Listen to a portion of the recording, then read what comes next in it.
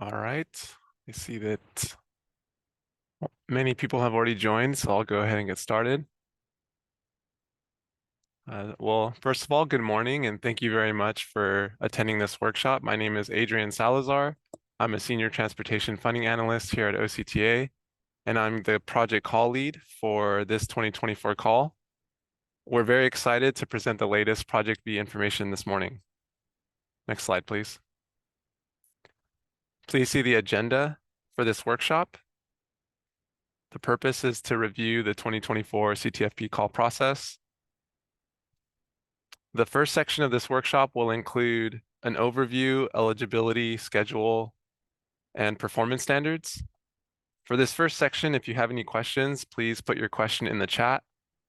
Otherwise, during the Q&A sections, you can raise your hand and we'll call on you. For the second half of the workshop, we'll discuss the application process and supplemental application.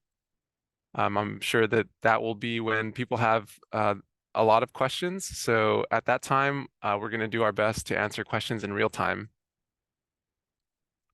We'll be covering a lot of information this morning. So for your convenience, this PowerPoint and workshop presentation will be made available for your reference. Additionally, the application materials shared today will be uploaded by the end of the week onto our website. We're still fine-tuning the supplemental application, which we expect to upload sometime next week. See the schedule listed below. Please note that OCTA extended the typical application deadline to the end of January to account for the application spanning the holiday period. We wanted to be mindful of that. So it's going to be end of January.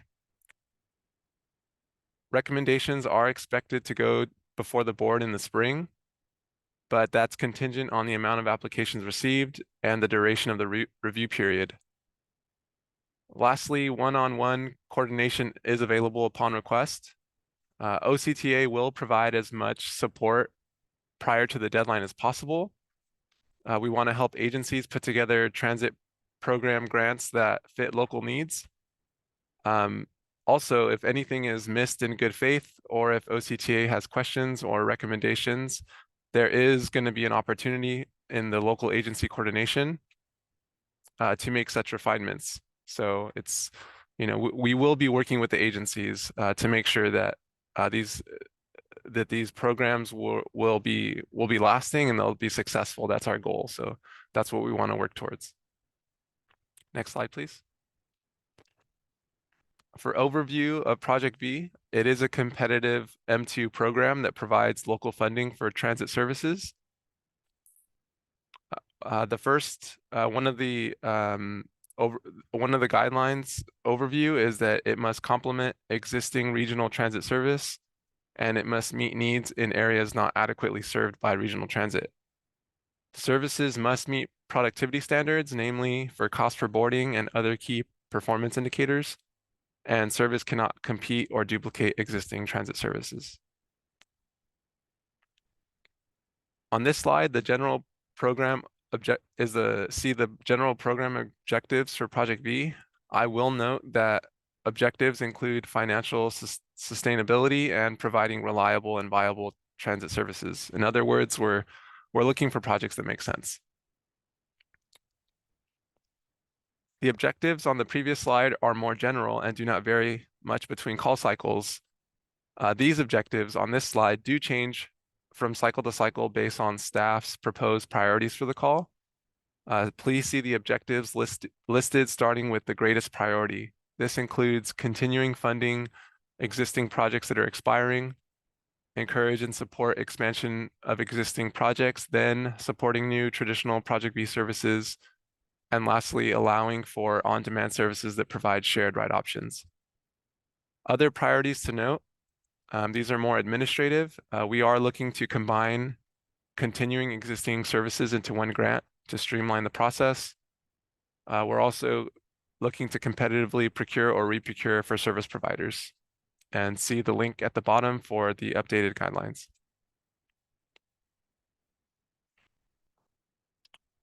This slide shows the eligible service categories. So for this call, staff um, is included for the traditional Project V services, the 4 example types listed here.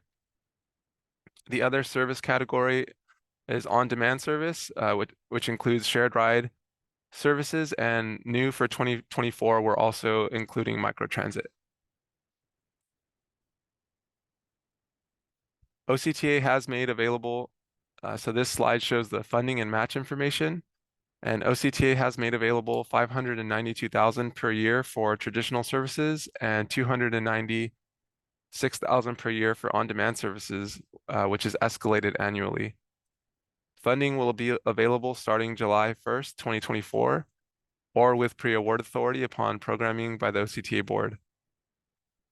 Match requirements are 10% for capital and initial startup marketing, and 10% or 50% for O&M based on either traditional transit service or on-demand service. So that's listed under the second main bullet point. Again, anything that's capital or marketing related will require a 10% match. But if it's O&M, it could require a 10% match if it's a traditional service, or 50% if it's on demand. Annual maximum and match requirements have been updated so that OCTA's support of capital and operations and maintenance are aligned with expected costs and ridership for traditional and on-demand Project V services. So again, this just means that we looked at the rationale between the varying 10% and 50% match requirements, and it's just based on the scale and the type of project. And we thought that would be appropriate. Next slide, please.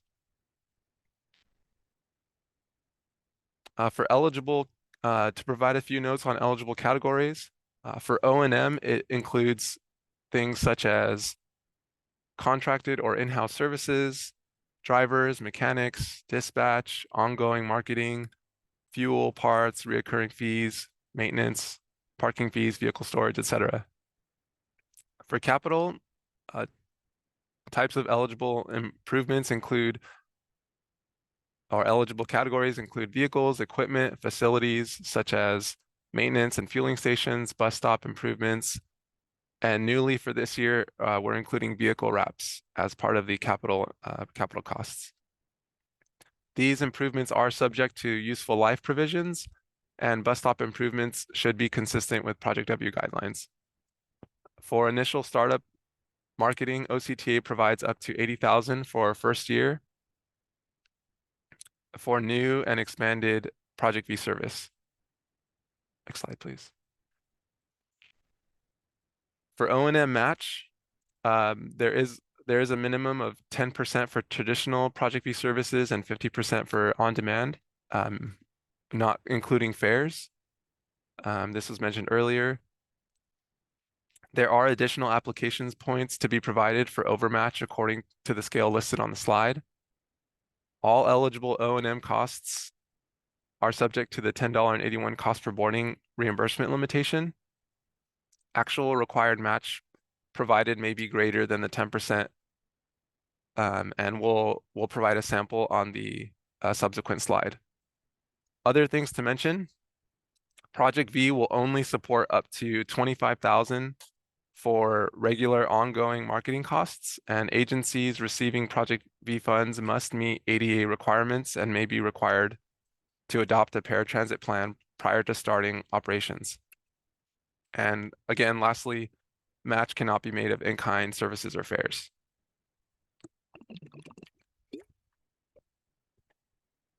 This is an example payment for reimbursement.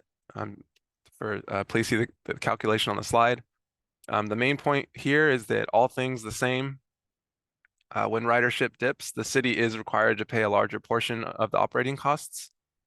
This isn't meant to deter or scare you from applying, but it is something to keep in mind when determining operations, and something worth tracking. You can't always foresee how ridership will trend, but if you can catch it early and modify or temporarily adjust operations, then it will save your bottom line. So again, on the left side, you see an example with 1,500 boardings for the period, and the agency reimbursement they would receive $16,000. But if in that same period, if there were only 400 boardings, then the agency would only receive 4,000. Next slide, please. See ineligible project expenses listed on the slide. Please note, for the purpose of this program, choosing to make a service free for a user, for example, not requiring or collecting a fare, is not considered a fare subsidy. Next slide, please. To highlight eligibility requirements, agencies must meet annual eligibility requirements. You must meet ADA requirements, must submit final council resolutions by the deadline, and provide general transit feed specification, formatted scheduling information. So it's just important to make sure that vendors can or would be able to provide such data, which may require installation of vehicle equipment. Next slide, please. For performance standards, Project V service must meet the minimum performance standard of twice the cost per boarding subsidy. Currently, that is approximately $21 to $23 per passenger. On-demand services must meet this requirement, but may be subject to a performance standard unique to each service. If the service does exceed the standard, then the local agency must inform the city council or board of supervisors to continue, modify, restructure, or cancel the service. At this point, we'll take any questions on the eligibility or program overview before we continue on. I did notice there were some questions in the chat, but if Morning, everyone. Charlene Alakar, Section Manager for the M2 Local Programs team. So to go over some of the questions that we were going over in the chat, so I can give Salazar a chance to take a look at the two Q&As. So Michael Leachy had asked, does the 1081 passenger max reimbursement apply to both fixed route and on-demand services? So yes, the 1081 passenger max applies to all Project B funded services. And then a follow-up from Kat is, will the 1081 will the 1081 increase every fiscal year, or will it stay the same throughout the grant period? And the answer to that is it'll stay the same throughout the grant period. All right, and then moving on to the Q&A. So thank you for your question. So John Jackson, is there a headway requirement for the 2024 call for projects? So for this one, I'm going to defer to Adrian Salazar on this one.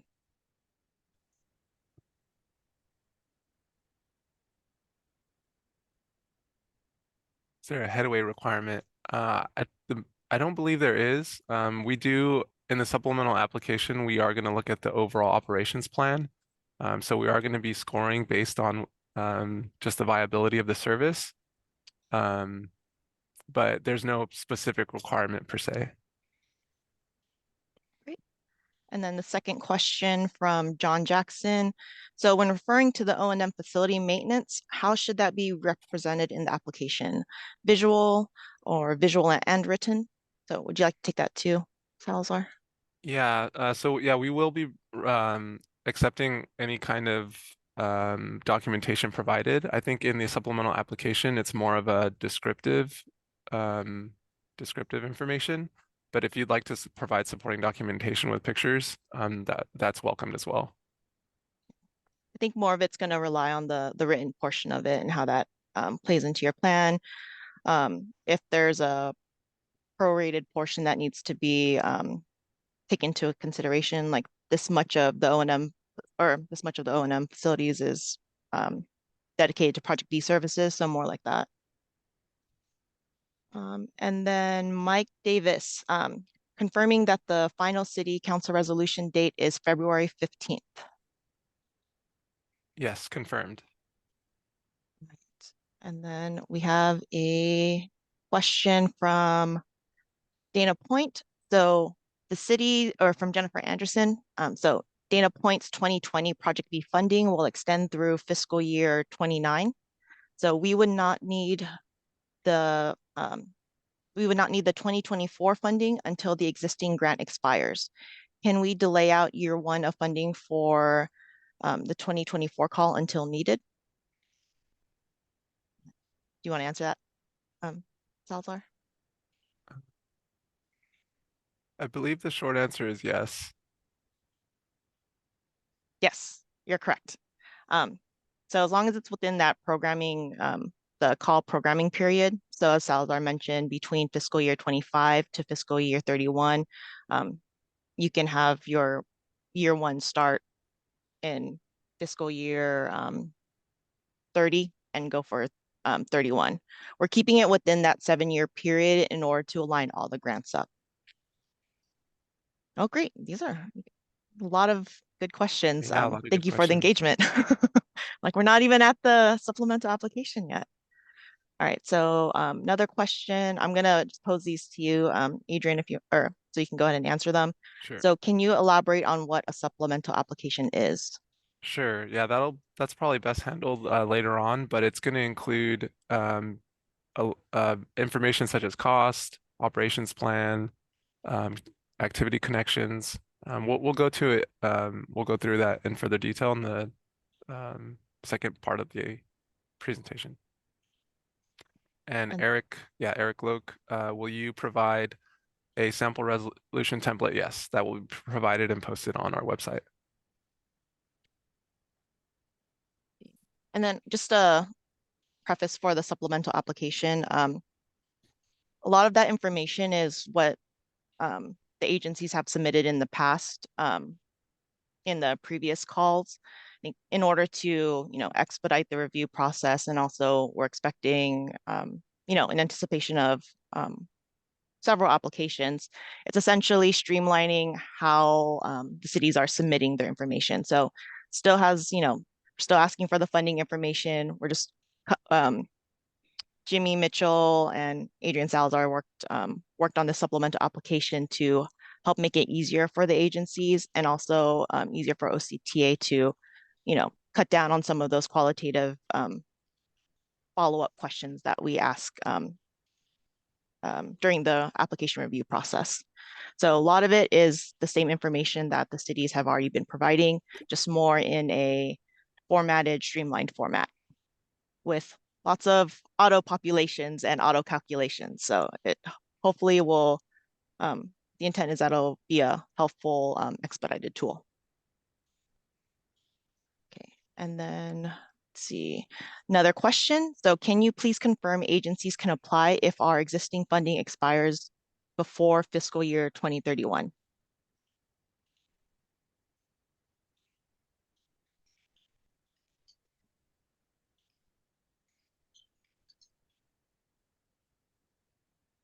Charlotte, can you ask that question again? Sorry. Oh yeah, so can you please confirm agencies can apply if our existing funding expires before fiscal year 2031? Yes. Yeah. Yeah, the agencies can apply. The funding will apply for any funds that that aren't already programmed, just until 31. So if this agency has, let's say, the first 2 years of this grant cycle already funded, then this grant will fund up to the additional 5 years until fiscal year 31. Okay, and then we have a question from Michael Lichi. So the guidelines noted that there is a template for the city council resolution, but I wasn't able to find it on the website. And can you elaborate on the funding commitment OCTA is looking for in the resolution? Yeah, so the resolution will be posted by the end of this week. So please check back on the website. And for the funding commitment, that'll look like what's been presented. For depending on the service type, it'll either be a 50% match requirement for on-demand service, or a 10% match requirement for traditional Project B services.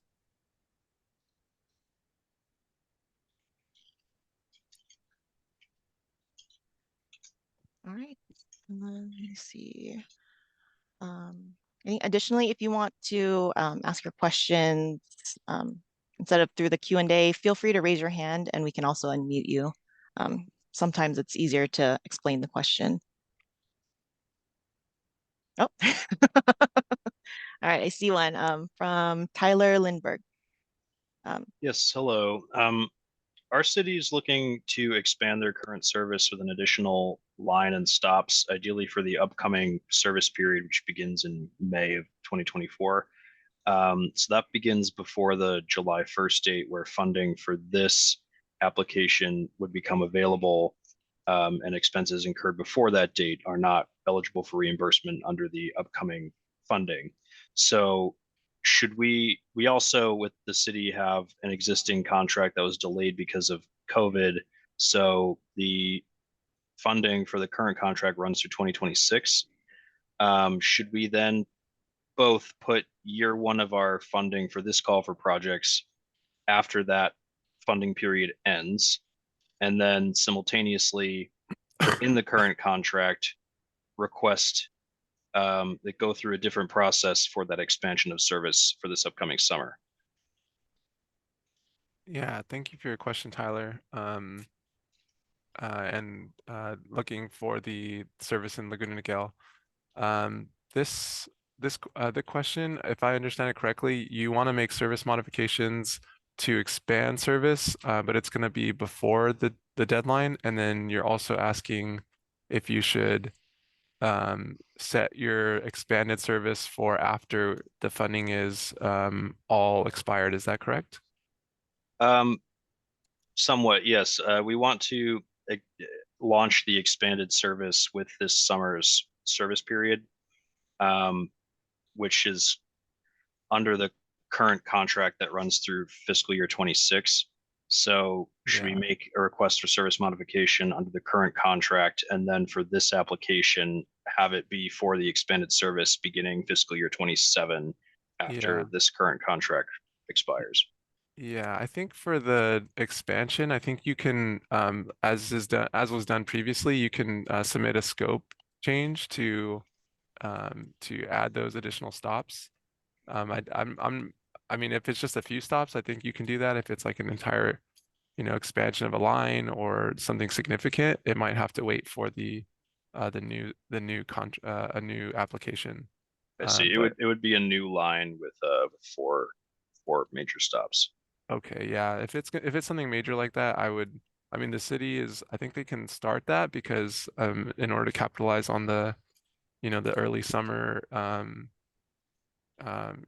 peak season, but that would have to be at the city's own cost until if they were granted funds to continue that under Project V under the Project V program. Yeah, Tyler, we might need to I want to make sure that we get you the right answer and not at the expense of the city. So I think it'd probably be best if we schedule a separate one-on-one to discuss this. But I also see Adrienne has her hand up, so she might have additional comments to include. Hi, good morning. I'm Adrienne Cardoso, the Department Manager for Capital Programming. I just wanted to make sure you're aware that we do offer pre-award authority as part of this program. So while we expect most of the services would start July 1, 2024, consistent with the fiscal year, you can request pre-award authority, and that can be granted from the point at which the board approves the recommended projects, right, for funding. So I think we're planning on doing that in the spring. It may not align perfectly with your May start date. If we go in May, it'd probably be the middle of May that it would be approved. But the expanded service would be eligible for funding based on that pre-award authority. So I would say go ahead and submit the request starting with fiscal year, or just give us your starting date.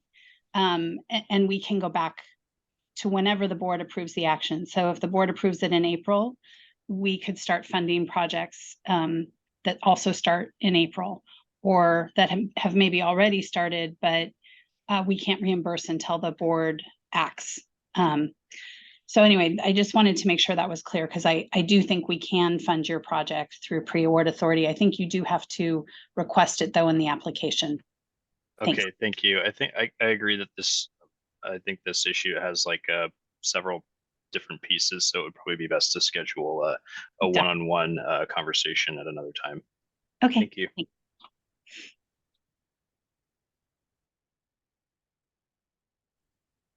Great. Thank you, Tyler, and thank you, Adrienne. And then we have another question. So if we have an existing service, loop 1, and we want to expand service to loop 2 with a transfer point to loop 1, how would this service be evaluated in regards to ridership metrics and ridership for the entire route, loop 1 plus loop 2, or evaluate ridership for, so I guess in terms of the ridership, would it be evaluated for the entire route, so loop 1 and loop 2, or would the ridership be evaluated independently? So loop 1 separately and then loop 2 separately. Should we? Salazar, did you want to answer this now, or did you think it maybe might be better answered when we go through the supplemental application? I mean, if I understand the question correctly, I think it'll be considered together. If an agency has service, we consider all the ridership together when we look at the particular metrics like cost per boarding or cost per revenue vehicle hour. So if I understand the question correctly, I believe the answer is that it'll be calculated together, not independently. Yeah, that's correct. It's my understanding as well. We consider for this call for projects, and we'll talk about this during the supplemental application. This is Jermaine Mitchell from Nelson Maggard. I'm their technical assistant support consultant for Project V. The way that we are organizing this call for projects, we are identifying different service types, as were mentioned, for traditional transit and on demand. As you remember, there's 2 different funding maximums based on the type of service. The same thing with your application. We're asking for you to identify all of your traditional transit service types together as one project, quote unquote. And as we were talking about combining previous grants and projects under a single project number for this grant purposes. And then all on-demand services will be also submitted as a separate application, which would be a combined single project, even if there's multiple types of service areas or routes or whatnot. So each of those sort of groups of services or loops considered as a project would be evaluated combined.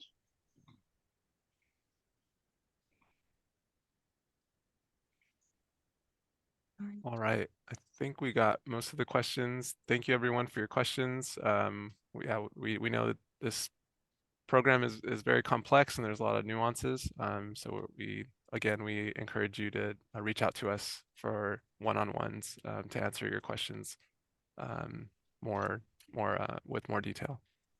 Yeah, thank you so much for the questions. Feel free to keep them coming through the Q&A, and we'll answer them at the next break.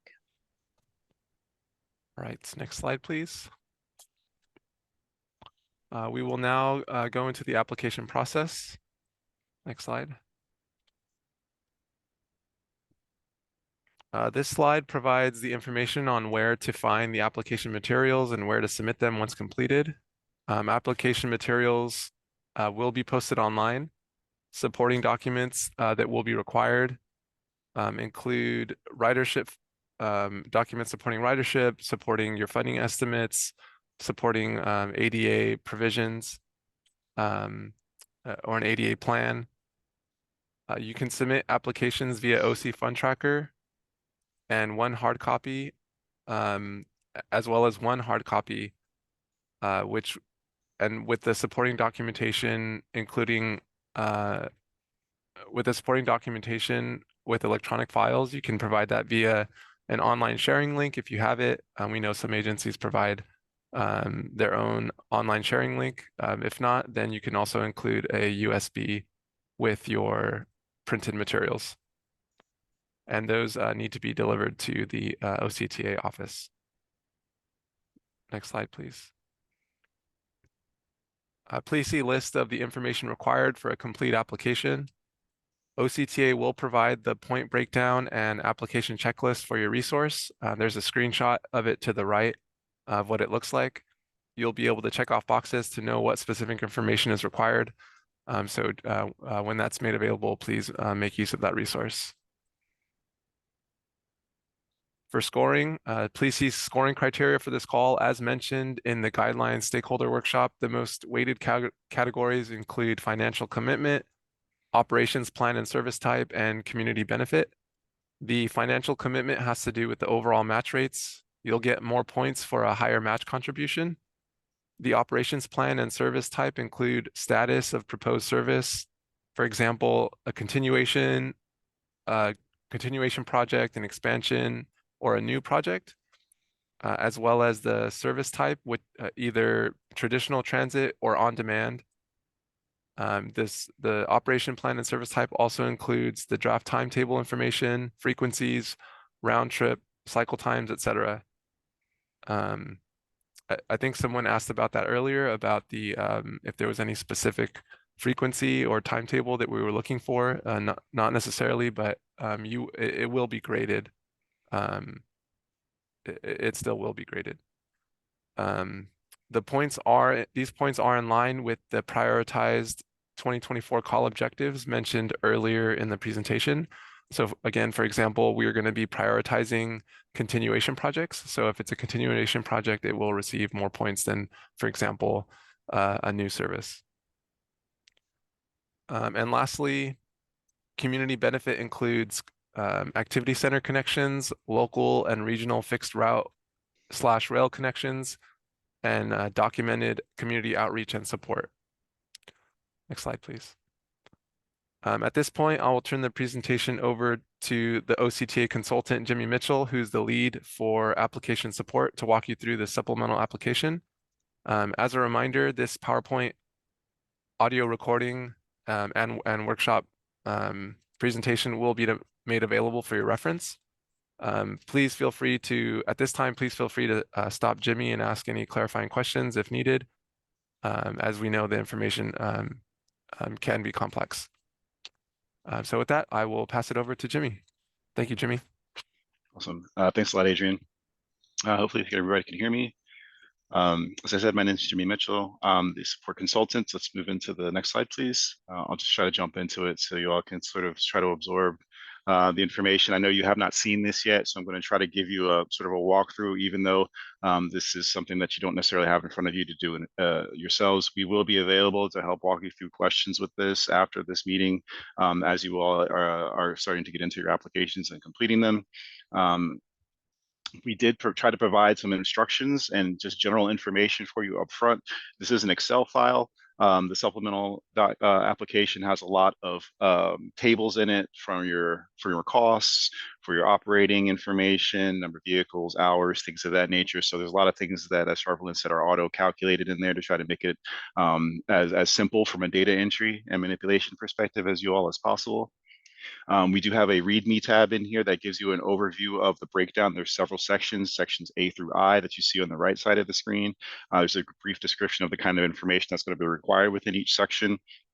There's also a little bit of instructions in terms of how to print this document when you're doing this hard copies. It's already formatted for print. There's a few instructions about how you might want to resize the things in proportions when you're sharing it, when you're printing it based on how much content you've included. We tried this document is locked. So there's only cells where you can specifically enter data are the only cells that you can manipulate. So there are going to be a lot of things that you are not able to touch or maneuver or change in here. We tried to make it basically simple as possible so that things did not get inconsistent and manipulated too much outside of the essential data.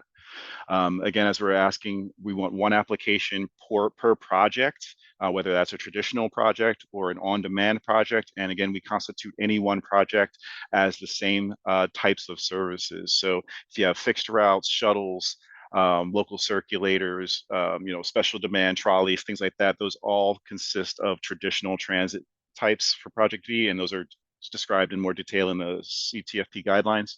And again, on-demand services being your microtransits, ride-hailing, and ride-sharing types of services. All of those should be listed in one application. We do provide you opportunities to do multiple projects in the same Excel document. So you see there on the bottom left, there's the project 1. Project 2 is in orange, project 3 is in sort of a gray. There's 2 sheets for each project to go A through E on sheet 1, F through I on sheet 2. So that's why you see 2 tabs of each color there. So if you would like to, you can keep all of your information in a single file, so you don't have to have a whole bunch of different files open all over the place. So we try to consolidate things for you all for simple use and ease of entry. Move on to the next slide, please. As you see here in project information, we're going to go through A through I. As I mentioned, there's I think that's amounts to 8 or 9 sections. So we're going to go section by section very quickly. Some of them are a little bit more straightforward than others.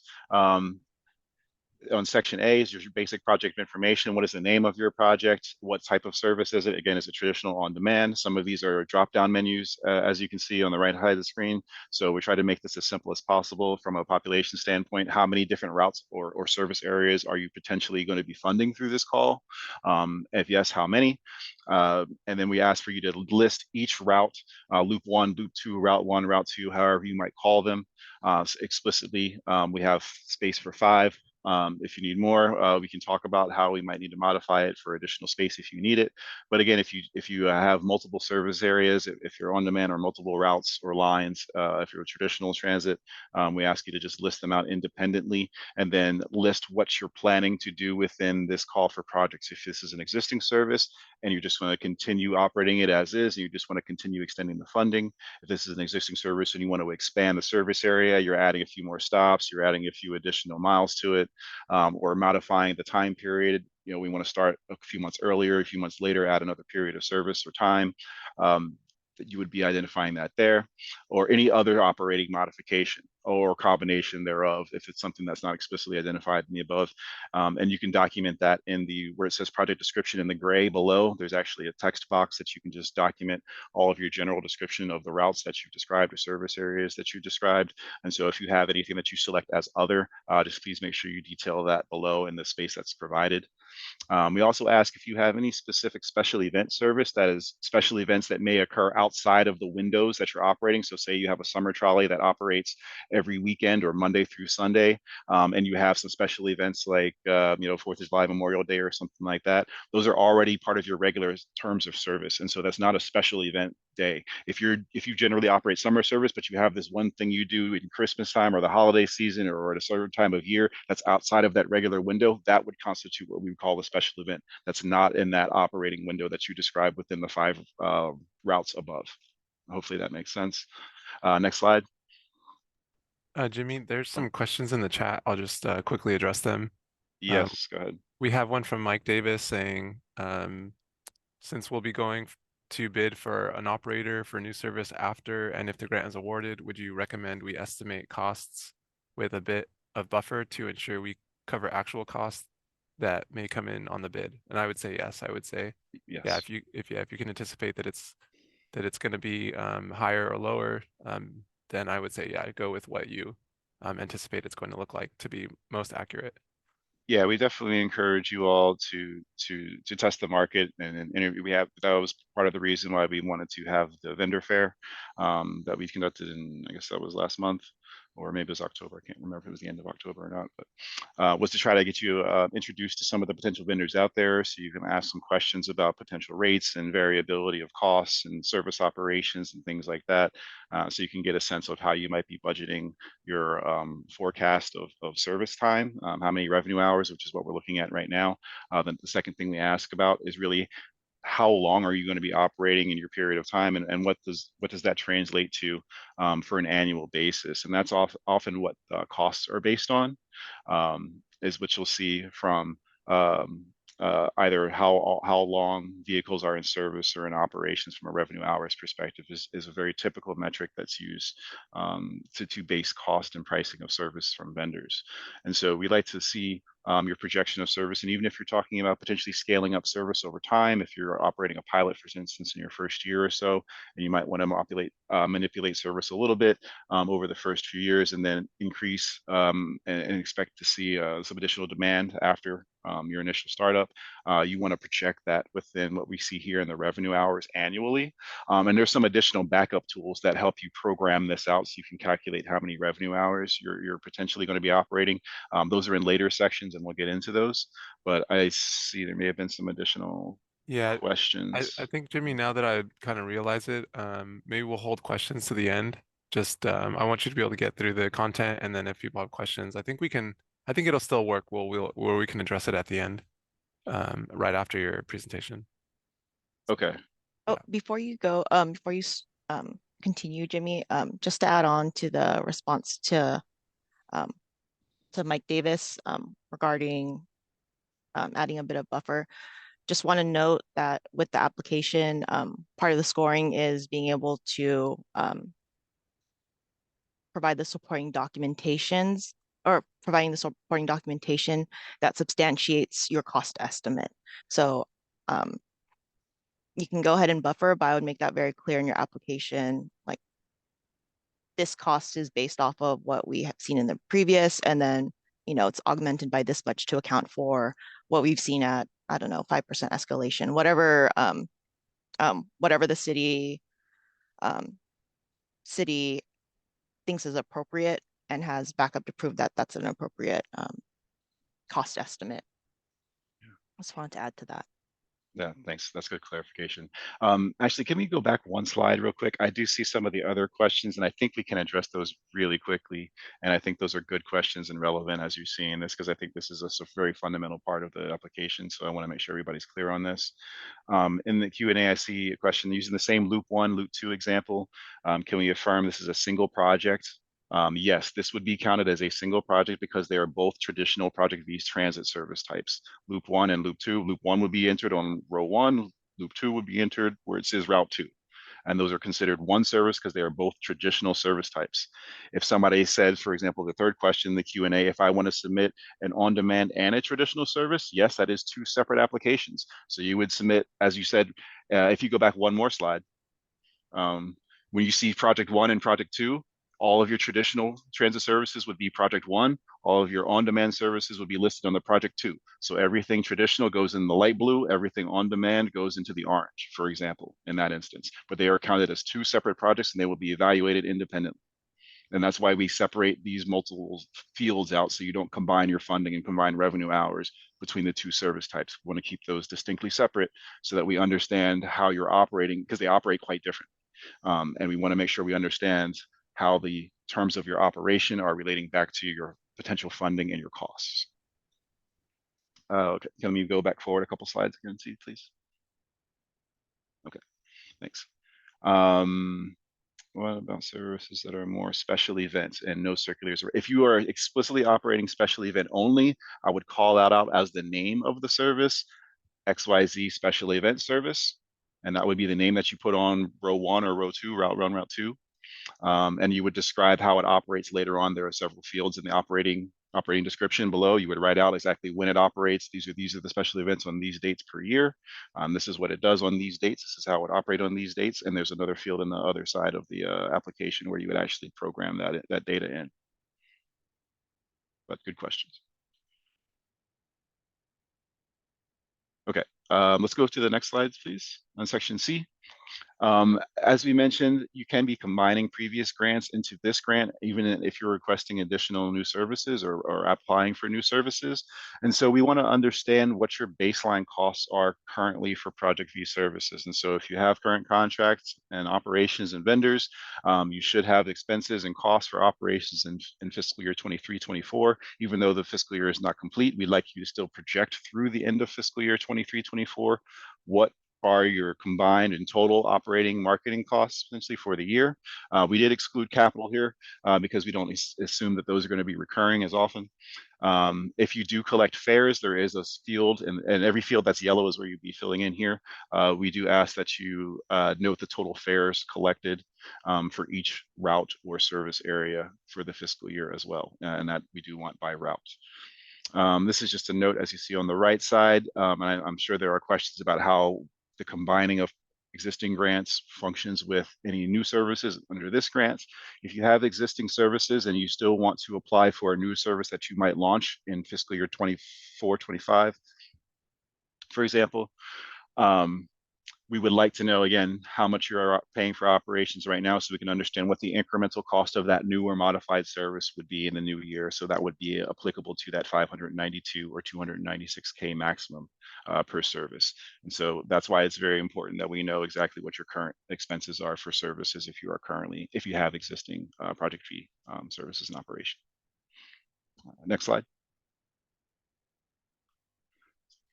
This is just an itemized cost breakdown where we separate it into the initial marketing and startup, capital, and recurring operations and maintenance costs. And we just want to know what you would forecast your costs to be, whether they're parking, bus stops, improvements, vehicle purchases and leases, your operator hours, your dispatch, whatever that might be.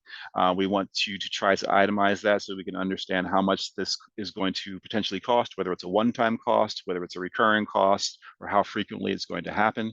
So we can get a sense of sort of ground truthing, again, your cost estimating, making sure we have a good sense of your confidence and our confidence in your cost estimate. Next slide. This is the funding table summary. This is how you are planning to fund the service locally. The information at the top is brought down directly and calculated based on your projected costs in the cost forecasting segment. And I think that there's not a screenshot of the cost entry piece. It might be later in here, but that is also a very important one. But what we will do is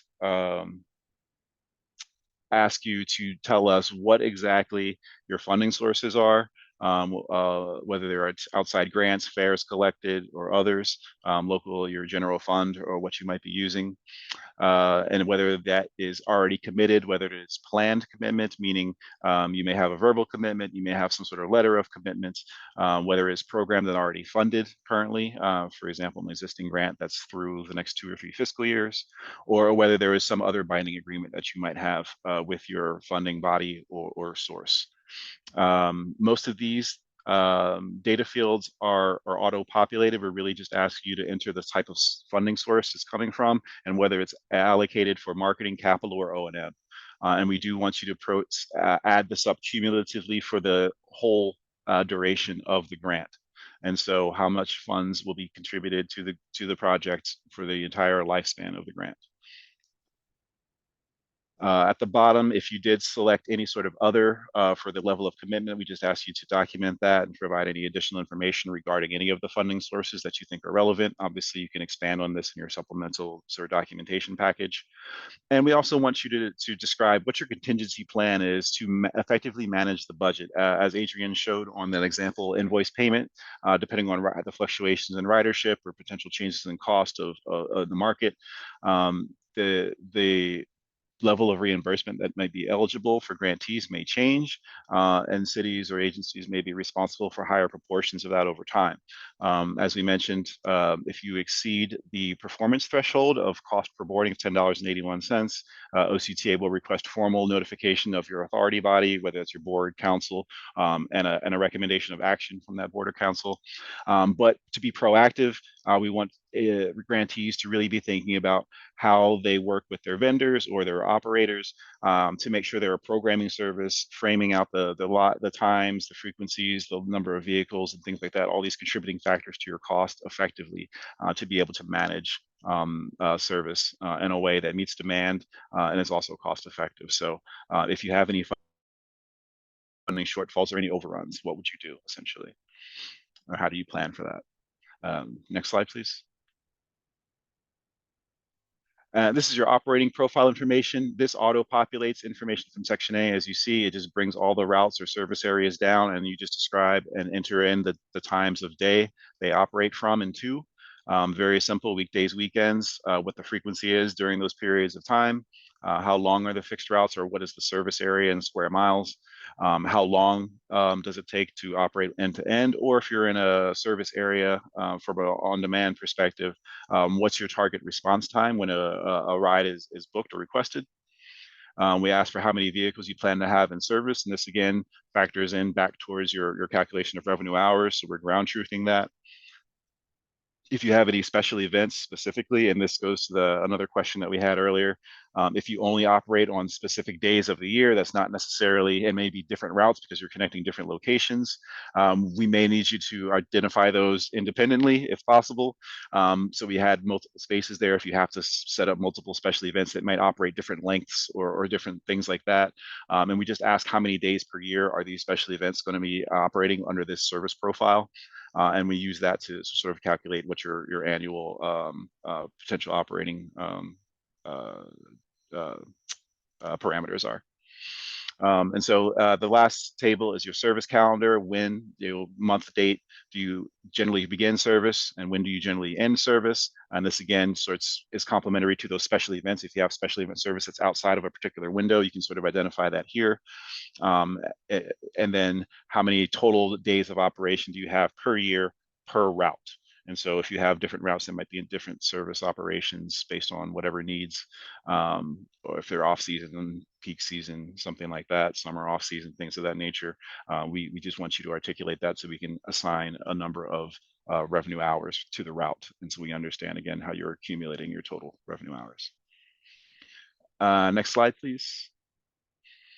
Section G is about the connectivity. This is again very similar to what you saw in the previous applications, except we've just again tried to make it a little bit more formal and standardized in terms of how we enter this data.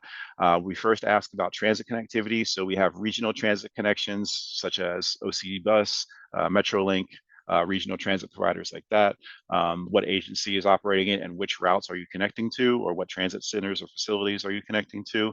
And so those are just organized by operator, so you can list all the routes by the operator in one row if you want to. If you are doing local transit connections in the table beneath, that's for local independent operators for such cities like Anaheim, Laguna Beach. You might operate local services, or if you're connected to other Project V services in adjacent cities or communities. For example, if you have shared stops or touch points, we would like to know about that as well. And so we do have a field for you to indicate if they're Project V funded or not, and what or who operates those other services that you might be connecting to. At the end, we want to ask from each fixed route on the very right-hand side, just total number of connections that each route connects to. You don't need to list out the locations, but just a total count. On the bottom of the screen is activity centers. We identify those as key destinations. So that might be anything that's a regional draw that doesn't really fit into the other three categories of community and cultural centers, affordable housing or high density areas and communities, and tourist attractions or event venues. So we give you an opportunity to just identify those directly by route if you have multiple routes that may be servicing different sort of destinations. Next slide, please. This is the cost effectiveness calculation. And this is where we really ask a little bit more from like your expectancy to launch service. There's another side of this at the bottom of this screen that asks some very complimentary questions to this.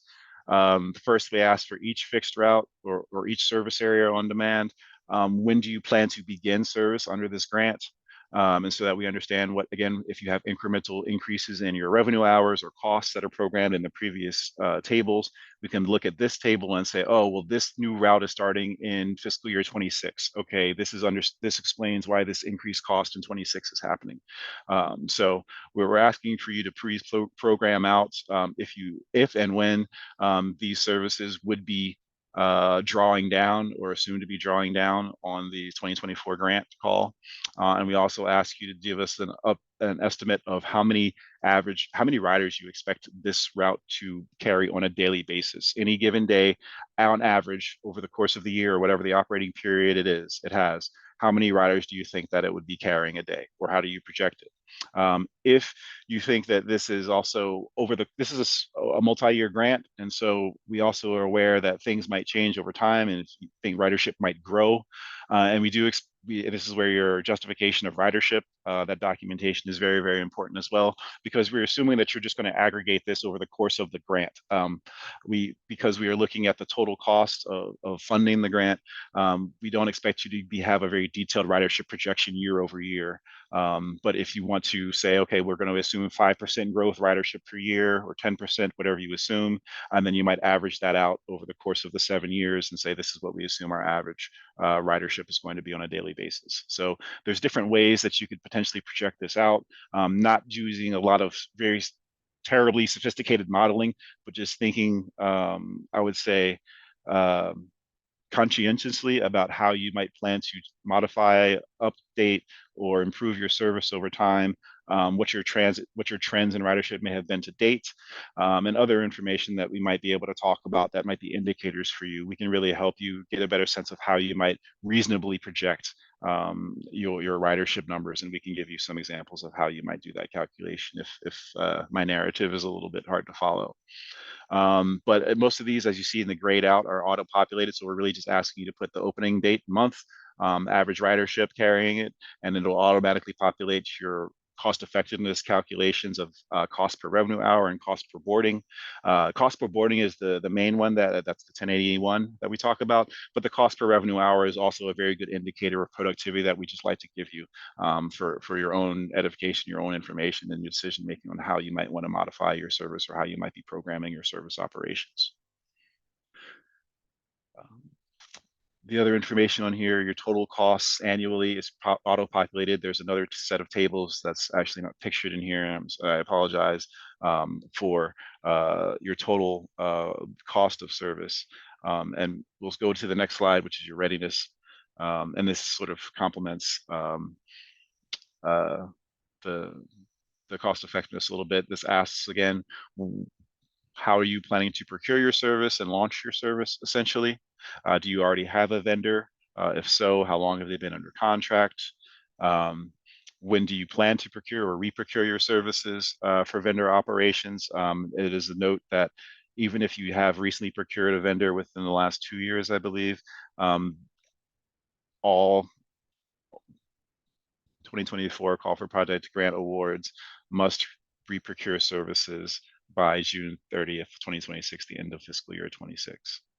So we just want to get a sense of, if you're applying for a new service, you've never operated Project V, we just want to get a sense of how you might go about ramping up your service. How would you mobilize? How would you make sure that you get everything procured, your vehicles and all these things, tested, outfitted, equipped in time to launch service by your proposed launch date.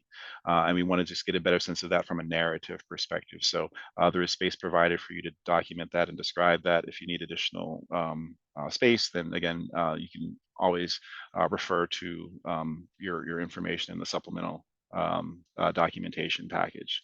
But we really want to get a good sense of your handle on launch of service, mobilization, demobilization type things, and how to make sure you are covering all the bases when it comes to procuring and initializing service. And I think that walks us through all the specific sections. Go to the next slide, please. And I think we'll stop here and pause and maybe go back to check any questions that were asked in the time. Yeah, thank you, Jimmy, for providing that that walkthrough. I have a lot of details, so thank you so much for that. Jimmy really did a good job with the supplemental application to really make it easy. I trust that you'll know what I'm saying once the supplemental application is provided. Adrian, sorry to interrupt. Sure. I'm getting a little bit of feedback on your audio. Okay. I'm not sure if you need to mute and unmute.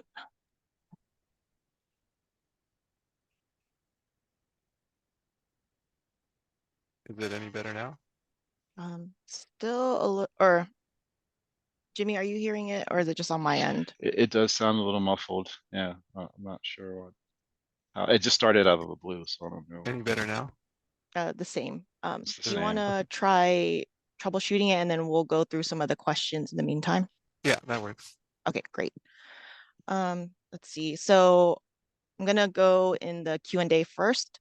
So let's see, so if our agency wants to provide an on-demand and a traditional service, is that two different applications that need to be submitted, or can we combine? Those are two different applications. As I mentioned, that's what it would be, two different projects, yes. And so you would submit separate, you would fill in all the information for your traditional services on one set of project one, for example, and then all the on-demand services on project two, or vice versa, whichever you like. But they do need to be completely separate on those tabs. So is it two different applications, Jimmy? The front, yes, I believe looking at the traditional Word doc that you're probably familiar with application. I believe that is only allows for one project as well. So you would have to submit two sets. Thank you. Let's see, and then there's another question in our second question on the Q&A. So are Project B routes permitted to use existing OCTA bus stops? And is there any additional documentation required for the application for this arrangement? There is precedence for Project V services to share stops with OC Bus. There is a process of coordination that happens with the service planning folks at OCTA. Like if you need a sign posted, for example, or mounted, there is coordination regarding where and how that sign is mounted. Typically, well, it would depend on what kind of amenities are currently present and if you are proposing installation of other amenities at that site as well. So there are some sort of special case-by-case circumstances, but it is feasible. There is precedence. It just requires coordination with OCTA and notification of which sites are potentially planned for sharing with Project V services. Thanks, Jimmy. And then in terms of additional documentation for this arrangement, I think that will be, at the very minimum, We'd ask that you identifying the list. actual stops and the stop numbers, the location, and then any other conversation that you may have had with OCTA. There might be varying degrees. Again, this plays into your operations plan and then coordinating services with I think like partner, I forget the one category. But yeah, at the very minimum, location, stops, and then the intended use for it, or intent, or the what you're looking for, whether it's additional stop or just whether it's additional signage or anything else. Yeah. Right. Yeah, the scope of the improvement at the site is All right, and then let's see, another question. If we have an existing service with an operator whose contract lasts the length of the existing Project B grant, if we expand the service, do we need to recompete for the operator for this new call for projects? Yes. I believe even if you have awarded within the last several years, you would still need to re-procure or have a recompetition by the end of fiscal year 2026. Correct. That's my understanding. From what we've, yes, Jimmy, that's correct. So by end of fiscal year 2026, even if you have an existing agreement, from what we have on file with what we've seen with the agencies in terms of their operator contracts, the required terms should or look to be concluding by 2026. But if there are any other, if there are other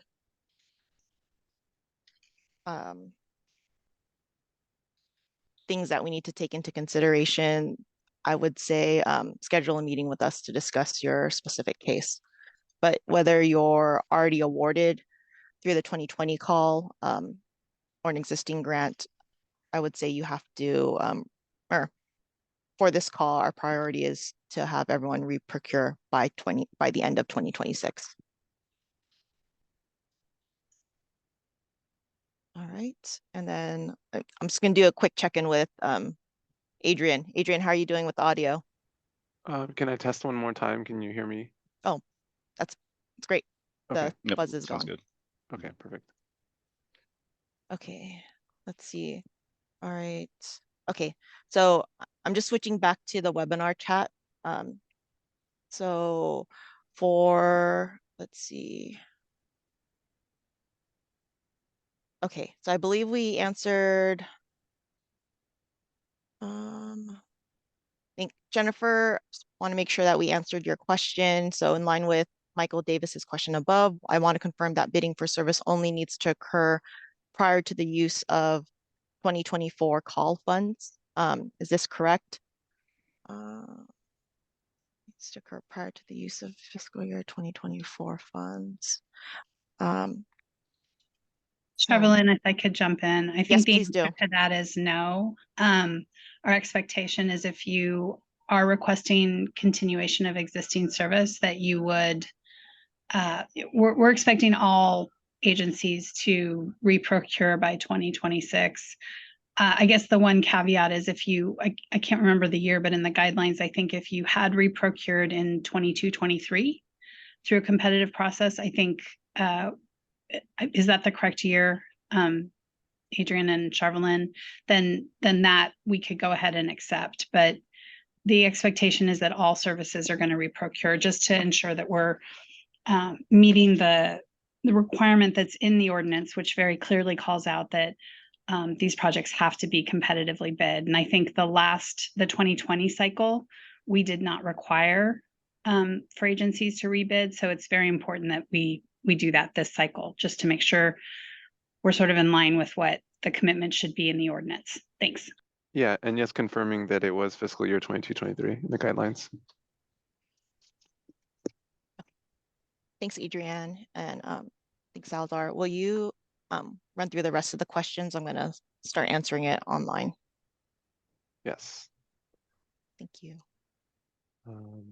Okay.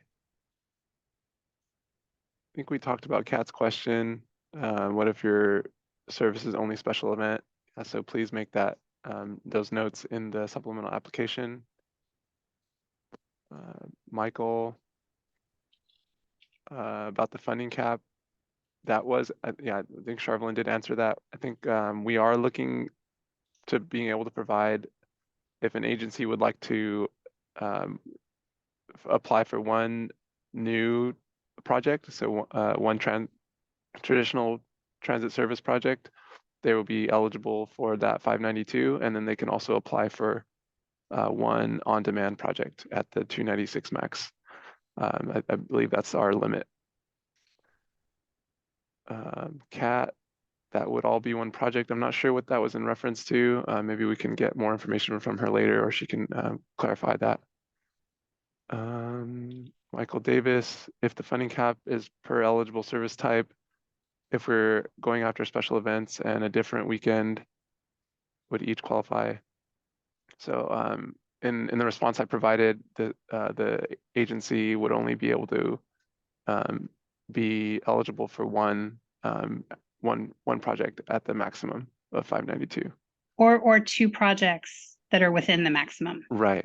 Right. Yes. Yeah, all service types, if it's multiple special events or whatnot, they would count as one project. Yeah. Right. Thank you. Jennifer Anderson with Dana Point's 2020 co-op ending in fiscal year 28-29. If there is funding savings year per year, the 2020 grant could potentially extend through fiscal year 31. Should Dana Point apply for this call if our existing funding may still be available? I would say that if the city anticipates that they don't need funds, then no, not applying. But if there are any other expansions, then perhaps I'll let Adrienne answer. I think she has some additional thought on that. I don't disagree with you, Adrienne, on that. I think if you know for sure that you have funding through the end of the period 2031, you probably don't need to submit an application. But if you have any question at all about whether or not the current grant funding will carry you through based on, you know, the match rate and the per passenger cost and all of that, then I would recommend that you apply. We're not planning on doing, I think I had asked a question, and just so everyone was aware, but I don't think we're planning on doing another call for projects until we get to just before that 2031 end of this programming cycle. So, you know, if for some reason you were to run out in 2030, it would be a problem because we wouldn't have a call to be able to support funding in 2030. So I agree, if you know that your funding is going to last, you don't need to apply, but if you have any question at all, you should submit an application. Thanks. Yeah. Okay. Thank you, Adrienne. Mike Davis, what is required for ADA requirements? Do occasional special event services like from remote parking lots to event sites require bus stops to be created?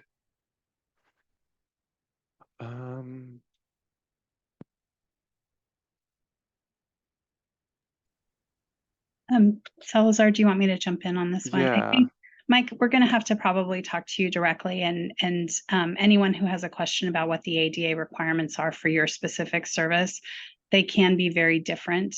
You know, I think we would have to look it up based on the service type. We couldn't answer it here. So, you know, just off, you know, I believe you would need to have ADA accessible vehicles. If you have a pickup and drop off location, that would need to be accessible. And then if you have for like on-demand services, I want to make sure everybody knows that it's not just the vehicles that need to be ADA accessible, but how you book a ride also has to be ADA accessible. And not everybody has a cell phone or can use a cell phone app. So you may have to have an alternative call center or, you know, another method besides an app-based ride request. So, you know, please communicate with us and we'll provide more information based on your specific service type. Thanks. And then another question from Michael. What is the total amount of funding available through this call? Adrienne, would you also like to answer that one? Okay, so we've done a cash flow analysis. We're not, I'm trying to remember. Was it actually, Salazar, I might need your help, or Charvelin? Sure. I want to say it was in the $45 million range or $42 million range, but much of that we're assuming will go to existing services. So I think there might be around 10 to 12 million for new services or expansion, service expansion. Charvelin, did I get that right? It's roughly in line. Yes. Okay, thanks. All right. I see some open questions in the question and answer portion.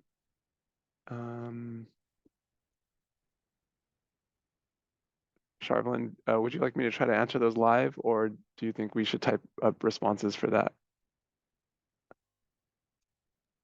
Let's see. So I'm catching up on the anonymous ones. Can you provide that contact information for our OCTA shuttle stop use? We would like to utilize them for some of the special events we go to. Okay. We can, so that's from Kat. Let's see. What, I think there might be some additional information on that that we need to get from you, whether it's current project view services or future anticipated, but we can provide that information. So for any of the agencies that are interested in that, please reach out to Adrienne Salazar directly. And then how can we set up a one-on-one appointment to discuss our specific project plan? Excellent question, Kat. Do we need to email someone, or will there be an online scheduling tool as such as Calendly? Oh, I never learning new things.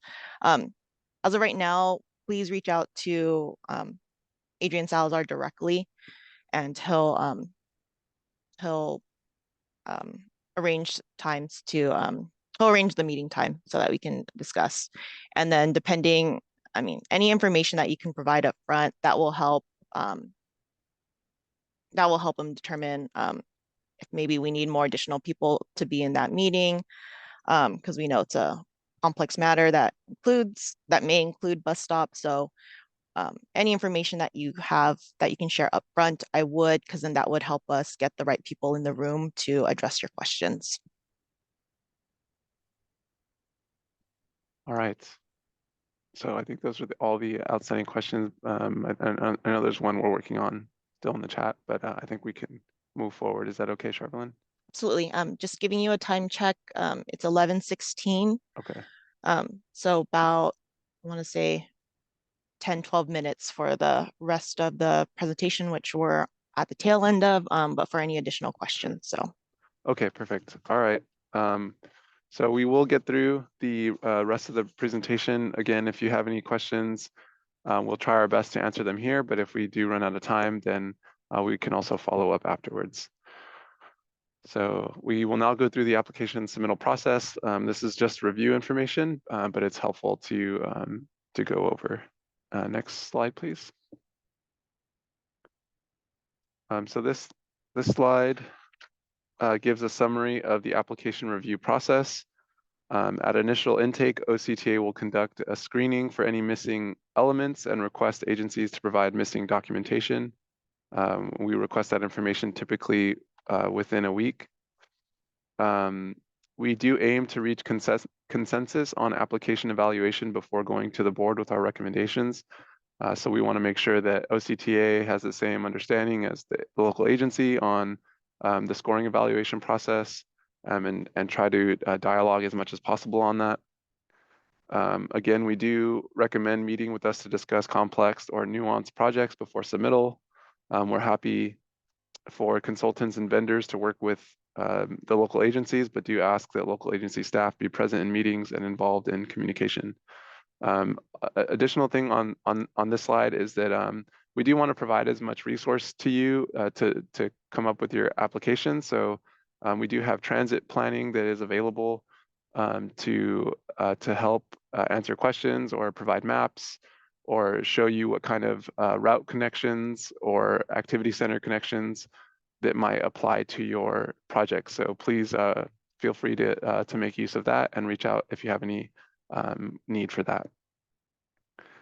Next slide, please. For key submittal key points, again, applications are due at the end of January. We do require submittal via OC Fund Tracker, which is available to local agencies. You'll need to request access if an account is not already established. Please ensure that all items on the application checklist are marked off. Point breakdown checklist, the resolution template, and FAQs will be provided on the OCTA website. Shortly after this presentation, we'll also post the meeting slides and the meeting presentation with the recording. We are, again, as I mentioned, we are performing last-minute testing on the various forums, so thank you so much for your patience on that. Please check back on the website often as new materials are posted as ready and available. Again, thank you everyone for taking your time today to attend this workshop, and that concludes for us today. If you go to the next slide, I think we have again, question answers, but we can go to the next slide and just show the contact information. So again, this is my contact information if you need to reach me or schedule a one-on-one. And then if you have any questions on application support, feel free to contact Jimmy, and he can provide you with any information. If there are any last-minute questions, we're happy to take that now. Otherwise, thank you again for taking the time. I'll go ahead and look at some here. Do we submit the hard copy in person to OCTA or mail? You can do either. You can drop it off or you can mail it in. The mail-in address is in the guidelines. Is documented community outreach required in the application submittal? Yes. That is one of the criteria, one of the biggest criteria that we have for the application. So please submit the required materials with your application.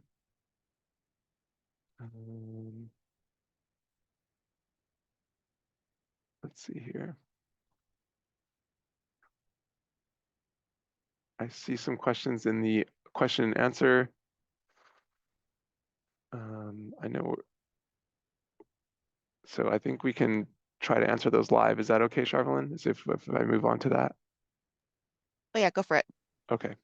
The city is determining whether it's best to lease or buy or own trolley vehicles versus contracting with the operator. Can we incorporate this uncertainty into the application, or does it need to be decided beforehand?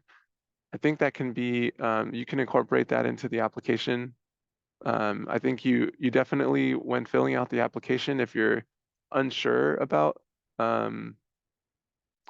decisions like this, yeah, definitely document it so that you can give yourself flexibility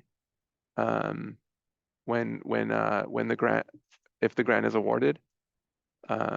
Yeah, provide as much information as you can, such as the cost, what it would be to buy or lease, what the pros and cons are, and maybe even when a potential decision might be made.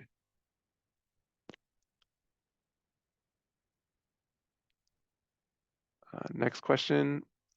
What specifics need to be included in implementation schedule? Items we're thinking are OCTA documentation reporting, coordination with OCTA for use of OC bus stops, capital purchase timeline, operating contract timeline, marketing plan, timeline, initiation and continuation of services.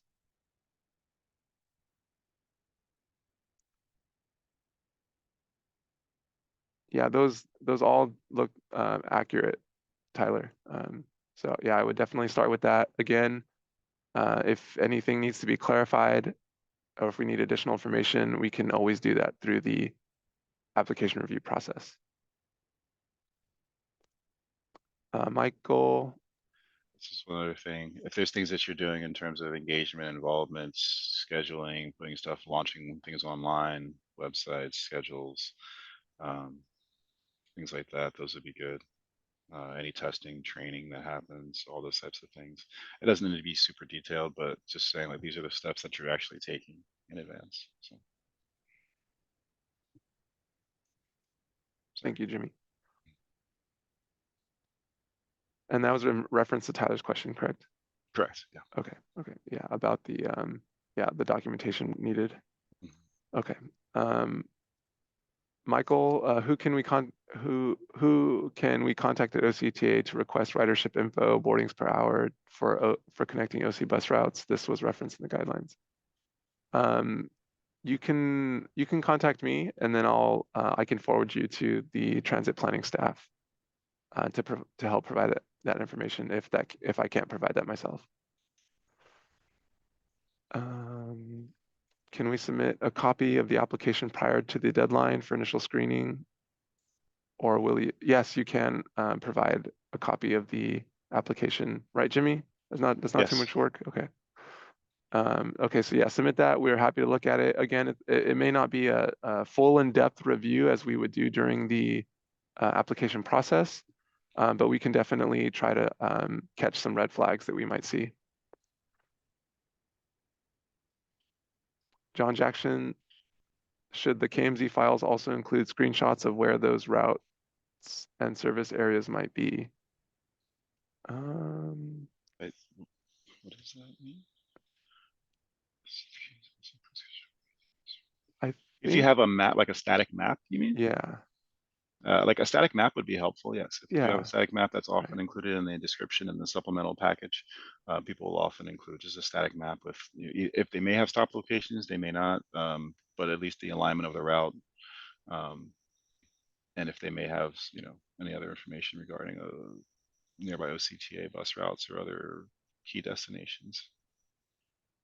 It's helpful, yes. Okay, another question. Can you please confirm that buying or leasing trolley vehicles is part of capital expenses and thus not weighted against operating metrics for performance reimbursement? That is correct.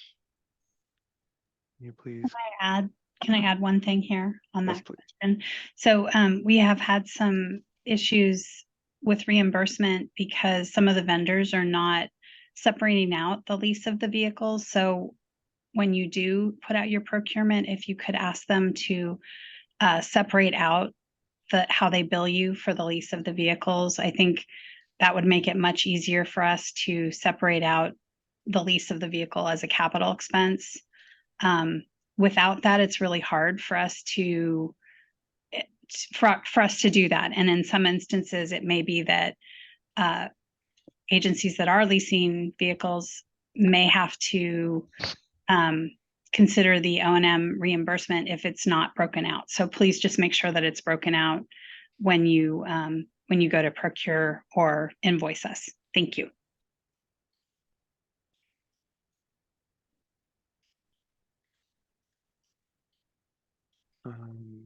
Any other questions before we sign off here? I just had one question. Sure, go ahead, Kat. Yeah, for one, Jimmy, thank you so much for putting the application all in one Excel sheet. That brings me so much joy, you have no idea. For when we go to do the next set of projects for the actual quarterly submittals, is there a way to move all of those documents into one Excel file so that if we have to make changes, we aren't making it in 3 different places?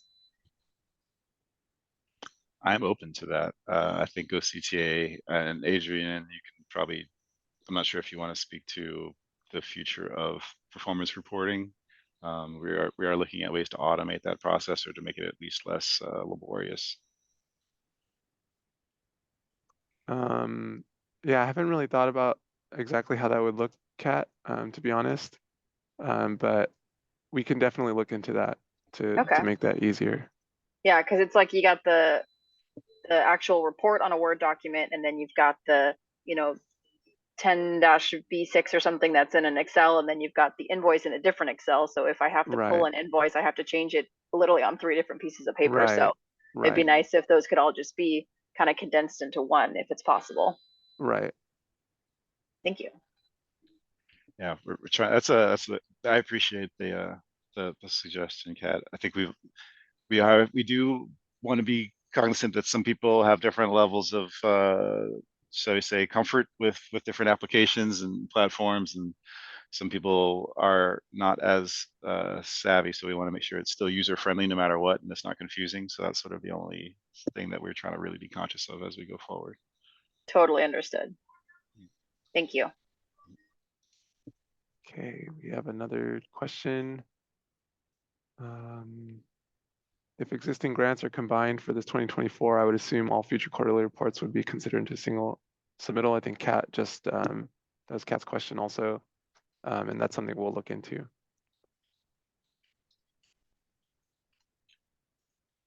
Another question, can you provide examples of public outreach given the tight deadline and holidays? Surveys and workshops seem difficult. What is expected for the application? We wanted to use existing service feedback.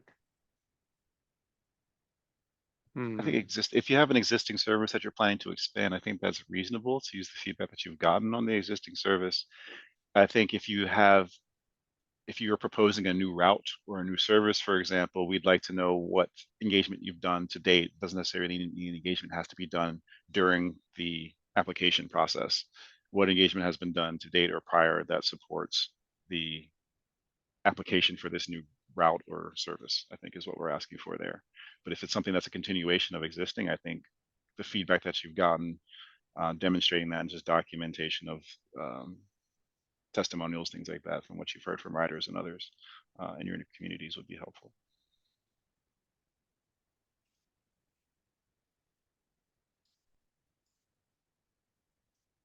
All right. Well, I think that's it. So again, thank you everyone for your time today. And we look forward to working with you in the coming weeks and to continue the process and see what projects will end up in this call. Yeah. Thank you, everyone. And thank you for the questions. It really helps us, figure out what we need to do on our end what we can do on our end to streamline the process. So again, thanks again, Jimmy and Salazar, for coming up with the supplemental application. We'll get the questions that were asked today in the Q&A in the chat, and verbally. We'll include that in the FAQs that we're planning to post. And then the rest of the materials we're planning on getting posted to the OCTA website. Again, like Salazar had mentioned, by the end of this week for the supplemental application, we're still doing some testing so that, making sure that it's all good for for all the applicants. So that one we'll try to get up by the end of the week, but at the latest next week. I think there's enough information for everyone to get started with their application and start getting the material together. Yeah. Thanks, everyone. Yeah, really appreciate your thoughts and your questions today. This is great. Great. All right. And if any other questions come up, please feel free to reach out to reach out to Adrian Salazar, Jimmy Mitchell, myself, Charvelyn Alucar, as well as Adrian Cardozo with any questions. Yeah, no dumb questions. Better to have all the questions out there. All right. So thanks, everyone. Thank you.